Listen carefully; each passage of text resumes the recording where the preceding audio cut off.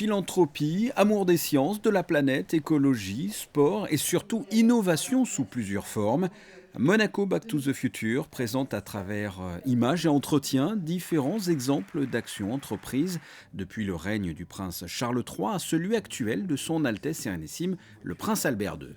Les enjeux dont je m'occupe au quotidien sur Ushuaïa TV, on ne pourra pas relever ces défis sans réconcilier l'argent et la vertu. Ça ne marchera pas. Voilà.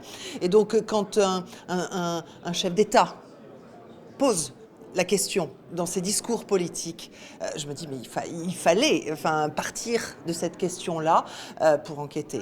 Alors même si, encore une fois, ce n'est pas une enquête d'investigation, les enquêtes Ushuaïa TV ne sont pas des enquêtes d'investigation, je n'ai pas cette prétention-là. Nous on raconte des histoires à hauteur d'homme. Moi je tiens beaucoup à ça. C'est des instantanés, on a tourné effectivement dans plusieurs endroits du monde, mais sur, allez on va dire 15 jours, tout réuni. Voilà.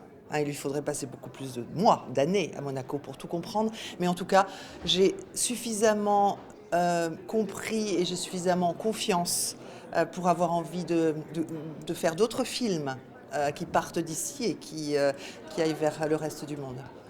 L'avion Solar Impulse, le bateau Energy Observer, les véhicules automobiles Venturi, le documentaire permet à travers plusieurs prismes de plonger dans l'histoire contemporaine de Monaco, mais également des faits plus lointains permettent de mesurer combien le sol monégasque est une terre de pionniers. C'est d'ailleurs au cœur de la grande salle du musée océanographique que furent testés il y a plus de 100 ans les hélices de l'hélicoptère.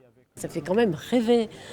Solar Impulse, c'est extraordinaire. Enfin, le film était merveilleux, mais ici aussi le bateau, on peut le voir. Oui. Voilà, on peut les voir, on peut voir les choses ici. Le Grand Prix, je trouve que il y a plein de jeunes qui sont intéressés, par ça. Il faut promouvoir la science et c'est une façon extraordinaire c'est une vitrine bien sûr pour Monaco, mais c'est aussi une façon extraordinaire d'éduquer les jeunes et de les inciter à aller plus loin et toujours d'améliorer, de faire quelque chose. À les éduquer, et on peut tout faire, mais de façon en respectant l'environnement, notre environnement dans lequel on progresse et pour les futures générations.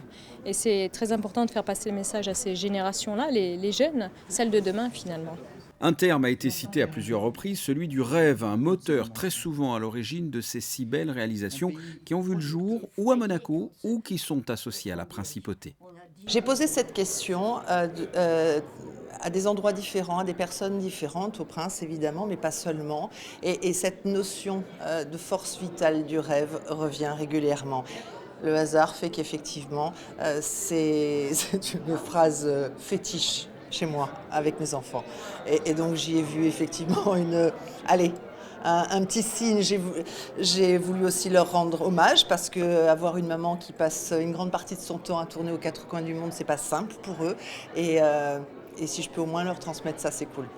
Et quelques minutes avant cette projection, l'Université de l'Ohio, à l'honneur dans Monaco Back to the Future, a signé un accord de partenariat avec la Fondation Prince Albert II. Le chef d'État monégasque s'était d'ailleurs rendu dans cet État américain en août 2016.